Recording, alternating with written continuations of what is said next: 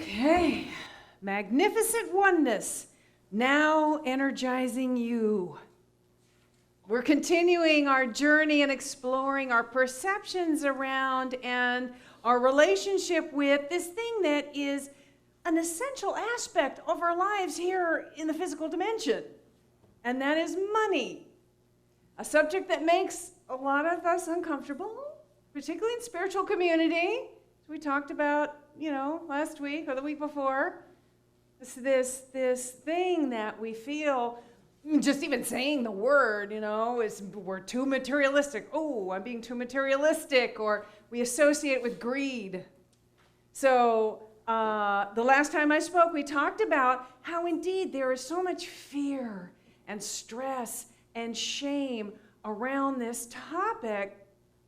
And I think a lot of it comes from, the religious teaching that kind of a lot of us grew up with, that money is the root of all evil, which is not really what it says. It's a misquote. But this idea that we grow up feeling like somehow money is evil. This thing that I need to live is evil. And so that creates all kinds of internal conflicts for us. There's this sense of shame around, we shouldn't need it, we shouldn't want it. And sometimes that then looks in our lives like when we get it, there's shame around it, so we get rid of it as fast as possible. Or, we have such fear around it, not having it anymore, so we hoard it. All right, so we started talking about ways that we could bring ourselves back into a healthy relationship with money, a healthy relationship. And the first, of course, is being this idea really helping us to understand what it really is. It's an energy exchange. The original idea is an energy exchange. It's this beautiful dance of giving and receiving love energy. That's what it is. It is part of this invisible, infinite, invisible substance, spiritual substance that is constantly circulating all around us and within us and as us. And it is the same substance that is love, and that is peace, and that is joy, and that is well-being. And now, we don't have any fear or stress or shame around having an abundance of peace or an abundance of well-being or an abundance of love. Well, wealth is part of the same flow. And yet that's the part that we have enormous judgment around. This fear of not having enough of it, shame of having too much of it, having, stress around making it and keeping it. So we started talking about, again, ways that we can bring ourselves back into a healthy relationship. And the first is to recognize and release all of these shadows and judgments. Release them that we have around money and wealth. And we talked about specific ways that we can do that. And if you missed this talk, the talk that I did the week before last, you can always find it online on our website. If you go under the past services, it's archived, the audio, and then we should have also the video up soon. And I'll send out a link to that so you can, these kind of go together. And then the second idea is once we've released all those shadows and those values conflicts, we want to make abundance welcome in our lives. We want to make prosperity welcome in our lives. And we do that by aligning ourselves with that infinite substance that is our essence. That is our essence. And to really understand and become aware that the substance behind the tangible form is love energy. It's love energy, so we treat it like that. Every time we have a financial transaction, we want to bless it. We want to appreciate it. We want to give thanks for all of the forms of abundance in our lives. And so I had asked you to, do that, to practice in these 2 weeks, to practice thinking about and being grateful for all of the different forms of abundance in your lives. So yes, have you been, I see a couple, yeah. And if not, let this be a good reminder to just start today. So today, I want to talk about 2 prosperity principles that when we understand them, when we bring ourselves into alignment with them, centers us in the divine flow. It centers us directly in an abundant flow, and it creates more peace around the whole experience of it. Okay? So the first principle is you can't get what you don't have. You can't get what you don't have, and that seems a little counterintuitive. I mean, if I don't have something, I need to go get it, right? Think about how much of your life is spent getting something that either you don't have or you don't think you have. We spend an enormous amount of time getting things, and it causes a lot of stress. But when we understand that life flows from us and not to us, this all begins to make sense. You know, the word man in Sanskrit, the Sanskrit translation for that is a dispenser of divine gifts. You are a dispenser of divine gifts. I'm a gumball holder. Oh, I like that, a gumball holder. A dispenser of all kinds of divine gifts. Not a receiver. You're not a receiver of divine gifts. You are a dispenser. You are an opening through which creative mind pours itself into expression in your unique way. You're unique. But if we are under this illusion that we don't have enough, or that we are not enough, and we try to get something to fix it or to fix us, then that just keeps us trapped in this belief that we don't have enough, and it perpetuates itself, and the universe reflects back to us what, our consciousness, right? So we just keep experiencing that. Now, Jesus was very clear when he said, "For whoever hath, to him shall be given, and he shall have more abundance. But whoever hath not, from him shall be taken away, even that which he has." Now that seems on first glance like, that's kind of cruel, right? Like, what are you saying? The rich get richer and the poor get poorer? Nothing I can do about it, sorry. No, he's explaining principle here. This is a principle. It's a principle. So if we accept a belief that we don't have, right? If we're accepting a belief that we don't have, we cut ourselves off from the flow. Divine life expresses as us. Life energy flows through us.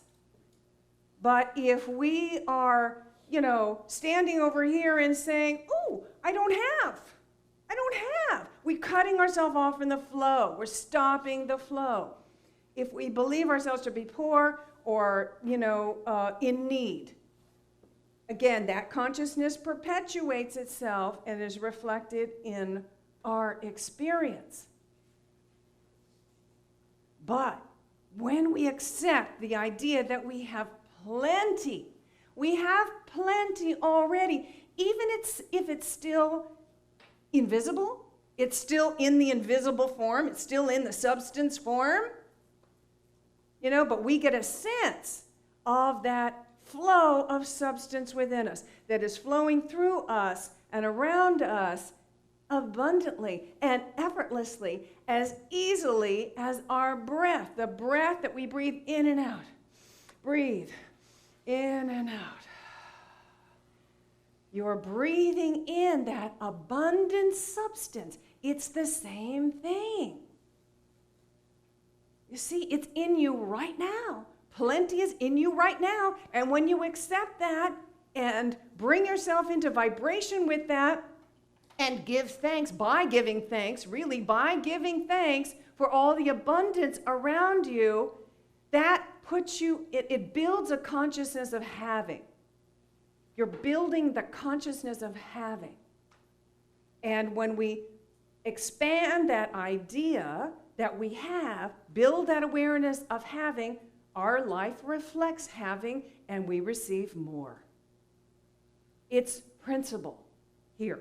It's not, we're not talking about miracles or luck or, this happens to a select few people, or it's because of our background, or it's in the stars. No, it's principle. We are learning to work with principle. We're understanding and learning to work with principle, putting it into action. That principle. So, how do we get there from where we are now? How do we build that? How do we get there? Well, we become more interested in and focused on the substance behind the appearance. More interested in and focused on the divine idea behind the form. The divine idea is infinite, right? The divine idea is infinite abundance. So we want to anchor ourselves in the divine idea. We're anchoring ourselves in that, and we do that through meditation, affirmative prayer, contemplation, deep spiritual practices that get us to a place where we let go of the dense physical realm for a while and really open up to that divine spiritual idea. That's how we build it. We anchor ourselves in that awareness. Let's affirm together. I anchor myself in the divine idea of limitless good. I anchor myself in the divine idea of limitless good. Yes, you are. All right. So the second principle is you can't keep what you can't keep what you don't give. You can't keep what you don't give. Again, that sounds counterintuitive. If I give something, then I don't have it. I haven't kept it. And we kind of learn it as children, if I have a birthday cake, or a child, and I have a birthday cake and I give you a piece, then I have less, right? But maybe we also learned as children that when we gave our friend a piece of our birthday cake, that gave us tremendous joy. When we saw our friend eating part of our birthday cake, that gave us such fulfillment, even more so than the cake itself. Or maybe just as much. And then it's more likely that they're going to invite us to their party and give us cake on their birthday. Then we're playing that beautiful dance of giving and receiving the energy. You see, Eric Butterworth. I just want to say Eric Golden. Did you write the book, Spiritual Economics? You're going undercover. Eric Butterworth, Spiritual Economics, the textbook on this subject, really. He writes, God is the divine givingness of the universe, and you're created in the image and likeness of divine givingness. You cannot make sense out of life or realize the free flow of substance in your experience until you begin to see yourself as a giver. Until you begin to see yourself as a giver. So we want to shift from a getting mentality to a giving mentality. Shift our consciousness from a getting mentality to a giving mentality, giving of our energy and our time and our talents and our love and our money wisely, right? We always want to follow divine wisdom here. Always say that. Always check in with your own divine wisdom. But really, the more we give, the more we have. because we're working in concert with the way, we're working in harmony with the way the universe works. This is how nature works. All of nature gives of itself. The universe is constantly giving of itself without hesitation. You know, a flowering plant, the bud is starting to come out. And the bud doesn't say, let me just wait. Let me just see, are there any bees around? Because I need the bees, I just got to make sure that there are bees around before I blossom, because I need for them to give to me before I feel comfortable giving to you. No, they just blossom. They blossom. All of life doesn't hesitate. It just gives of itself. And so when we do that, we're working in harmony with the way that the universe works. And then it starts working for us. And then we start experiencing that same flow of limitless good. And the same situation is true for our jobs, our work, this idea of giving.